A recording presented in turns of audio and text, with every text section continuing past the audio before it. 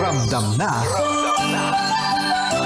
Ramdam na ang Pasko sa Love Radio.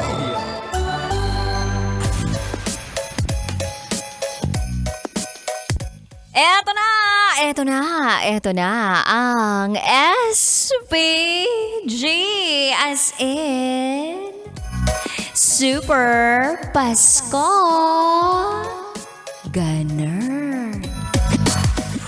Special shout-out program of DJ Rakitera ngayong holiday season. At meron na nga po tayong kabisyo na gustong mag-shoutout for tonight. At siya daw ay si Palangga Kadsi. O, sabi niya rito, shout out po sa mga taga Marilao, Bulacan, nanonood ng live habang kasama ang asawa ko. Inantay ko siya nung isang araw, 3 to 11 siya. At ngayon, nagse-celebrate kami ng 33rd monthsary namin. Galing siya ng trabaho, pagod daw siya, kaya ayun, nakatulog na.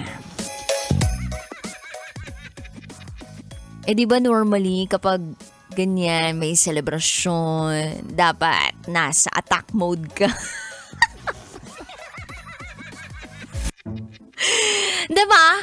Dapat nasa attack mode pag ganyan.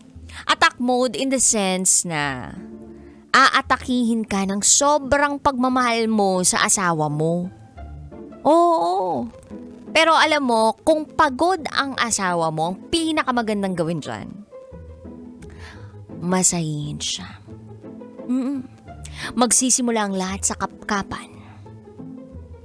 Yung tipong lahat ng parte ng kanyang katawan ay para mong kinakapkapan. Pero hinahaplos mo, hinahagod mo ang kanyang kalamnan. Chine-check mo lang kasi syempre baka may maraming lamig. At kapag na-check mo na, dumako ka naman sa bulsa ng pantalon niya. Kung sakaling nakatulog straight from work, kasi ganun yun eh. Dati nakikita ko talaga yung tatay ko dati, nakakatulog siya sa sofa namin dahil sobrang pagod sa trabaho at pagod sa pagko-commute. Nakakapagod yung travel dito sa Metro Manila lalo na sa buong Pilipinas. Oo, parang minsan naabutin ka ng 3 days, nasa biyahe ka lang. Ay, hindi naman pala, 3 hours. Pero within Metro Manila lang. Anyway, kidding aside, hindi pala ako nagbibiro, totoo pala yun. For real, FR. Eto na. So kapag hinagod mo na, yan, na-check mo na yung mga lamig-lamig, ay tingnan mo maigi doon. Sa bulsa ng pantalon, yung pinakamalaking lamig, meron siyang makikita kang wallet. Oo. Wallet! Ngayon tingnan mo ang wallet na yan. Sipatin mo! Makapal ba? Pag makapal, huwag ka muna ma-excite. Kasi baka mamaya puro resibo lang ang laman niyan. Kung sakali man, hindi puro resibo, kundi puro kwarta.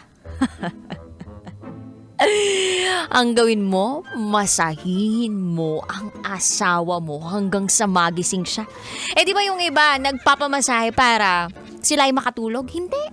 Ang gawin mong klase ng masahe sa asawa mo, yung tipong magigising siya. Oo, gisingin mo gamit ang pagmamasahe. At saka mo lambingin pag siya ay tuluyan ng inaantok. Oo, ganun yun. Gigisingin mo through masahe pero paaantukin mo rin through your masahe. Pero sa kalagitnaan ng masaheng yun, kailangan matanong mo na ang very significant question at ito ay yung, meron ka ba dyan? May gastos tayo bukas eh. Gagawin ko ngayon sa asawa ko. Charot! Tumidarot! Ay nako, Palangga Kadsi, gusto mo pang mag-request ng kanta? Wala kaming ganyan dito, oy. Iba na lang, doon na lang tayo kay Juris Fernandez. Kasi ito naman talaga yung naka-line up dito. So, kabisyo kung meron ka SPG as in Super Pasko, ganun. Special shoutout! PM mo lang ako sa aking Facebook page, Rakitera, RAQITERRA. Kapiling ang Basa Princess, bumibreak sa Secret Fall this holiday season. Sa stasyong number 1, kayo nakatutok. 90.7 Love Radio. Kailangan pa bang i-memorize yan? Basic. Ramdam na ang Pasko sa Love Radio. Basic!